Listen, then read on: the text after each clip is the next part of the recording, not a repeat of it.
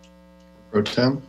Yeah, I appreciate that, Councilor Franks, and of course the feeling is always mutual. I think we work very well on behalf of our community, and I think everyone here works very well on behalf of their community. We all approach things differently.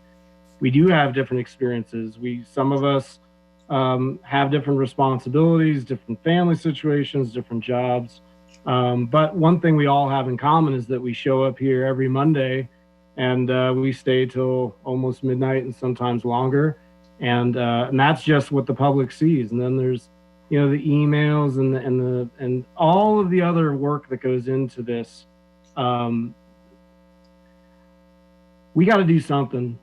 We got to do something. I don't, this is like the big elephant in the room, and I don't, we are not playing well together in the sandbox. I'll just put it like that. We're just not coalescing. We're just not at the place that we need to be professionally to be able to do the job, to not go till midnight. We need to be hold ourselves to the highest bar, because that's what we expect from staff, that we constantly hold them to the highest possible bar. We need to do the same for ourselves.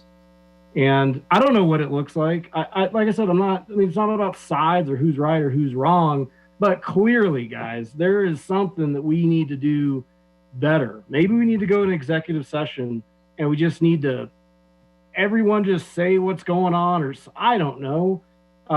It's tough right now with COVID, that's for sure, because we could just say, hey, let's get together at Cultural Center and spend a day and yell at each other and hug at the end or something, but there's no hugs right now. So I don't know what it looks like. I agree with what folks have said, but I don't want to keep every Monday night struggling through with whatever the issue is, because I think the public expects more. We as professionals, we should enjoy doing this, and it shouldn't be so tense. And if we enjoy it, the public will enjoy it, and we'll have a better result. So again, I'm not looking at any individual people. It's us as a group. We have to do it together. And if, what Pete always said, remember Pete would say that we're a family, and, we'll squabble and we'll do that. But at the very end of the day, he'd always say, we're a family. I don't do it as much justice as he did, but I remember that vividly. And I think we need to stay true to that and just find a way. Again, I'm happy to do an executive session if that's even legal. Maybe it's not, I don't know. But it would be great if we could just get together in some fashion and just iron it out if we can. So that's all I got. Sorry. Thanks. Ward 5. Thank you. A couple of updates. Ward 5 has our ward meeting this Saturday, 9 a.m. by Zoom. We are having pro and con on the ballot question regarding marijuana. Hope to see you all there. Also wanted to update you that we have a tentative date for the mental health Zoom meeting, October 14th at 6:30 p.m. I'll share that with everyone. I think it's actually going to be a really good program. We're going to get some information about how to look for signs of concern and people that friends or family, what to do if you do see concerning signs. Also, additional services that are available. And I want to thank James Mace for raising this issue. And it is really a really important issue. So I will get that information out to all of you. It's open to everyone. And then just to chime in on the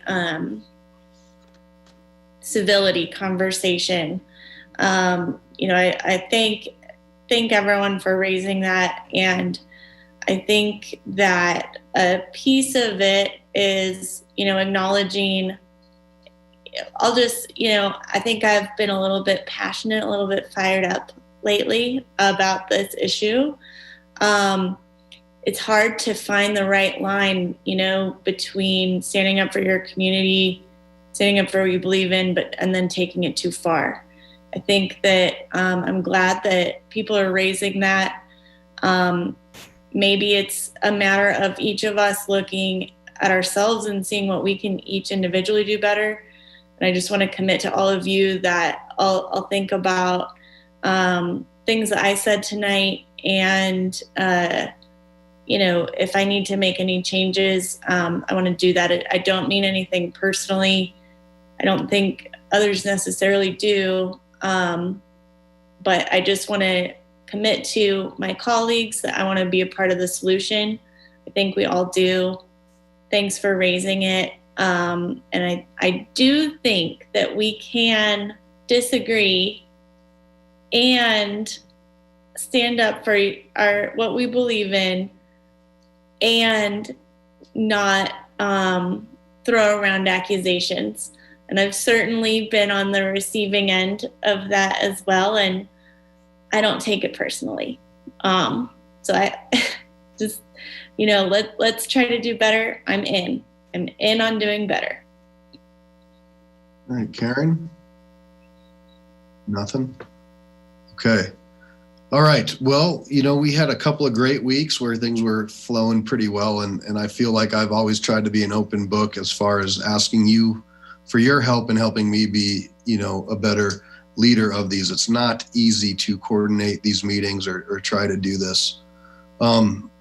Pretty sad tonight, kind of a new low, I think, that we hit, and certainly not acceptable to our community, to our applicants, to people that are just coming before council, because that's the process, and certainly not to our staff and our police department. So, we got to do better. We got to figure out what that looks like. And I'm certainly open to anything and everything, but we got to try to keep the respect for all the people that come before council, and keep in mind that we're all here to represent the community.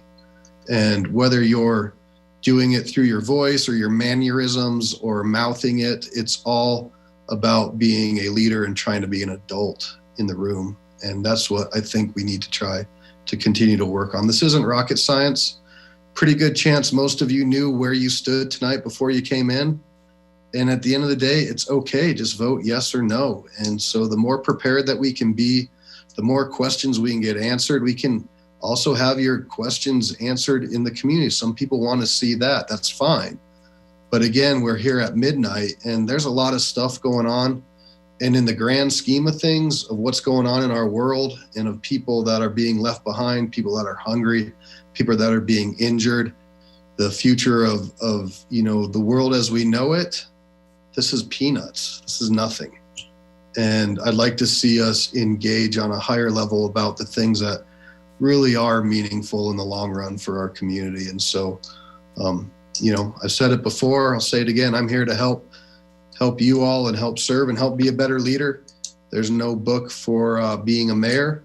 You just kind of try to do it. But I will, again, just echo my gratitude to Ms. Hodson and her team, who have worked really hard and really tried to turn around a lot of questions that came in late today that needed a lot of detail. And thank you, council, for getting those in. And, certainly to our police department, it is a challenge.